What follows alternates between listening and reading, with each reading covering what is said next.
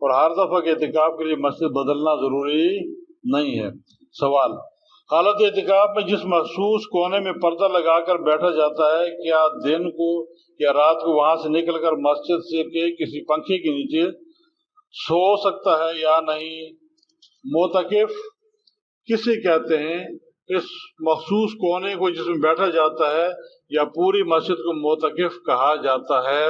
اور بعض علماء سے سنا ہے کہ دوران اعتکاف بلا ضرورت گرمی دور کرنے کے لیے غسل کرنا بھی درست نہیں، کیا یہ صحیح ہے؟ اور اگر بحالت ضرورت مسجد سے نکل کر جائے اور کسی شخص سے باتوں میں لگ جائے تو کیا ایسی حالت میں اعتکاف ٹوٹے گا یا نہیں؟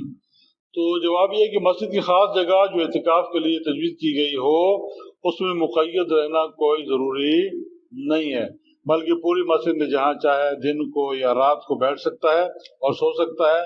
ٹھنڈک حاصل کرنے کے لیے غسل کی نیت سے مسجد سے نکلنا جائز نہیں ہے۔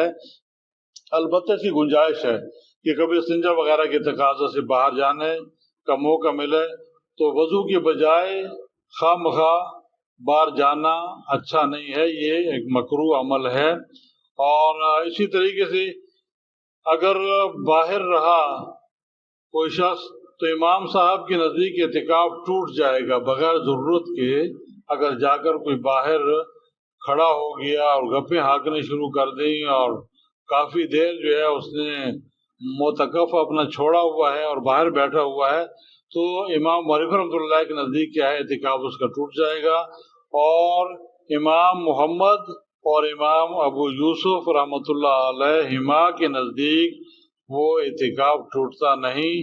حضرت امام صاحب کے قول میں احتیاط ہے اور صاحبین کے قول میں کیا ہے، وسعت اور گنجائش ہے۔ تو احتیاط اسی میں ہے جی کہ فضول گپیں ہانکنے کے لیے باہر کے ساتھ کھڑا نہ ہو، اور اگر ایسا ہوا تو اس نے ایک مکروہ عمل کیا۔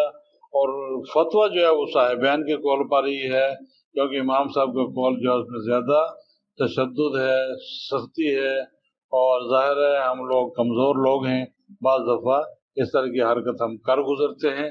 تو صاحبین جو ہیں یعنی امام محمد اور امام ابو یوسف رحمۃ اللہ علیہ جو ہے نا، ان دونوں کے فتویٰ پہ عمل کیا جائے گا۔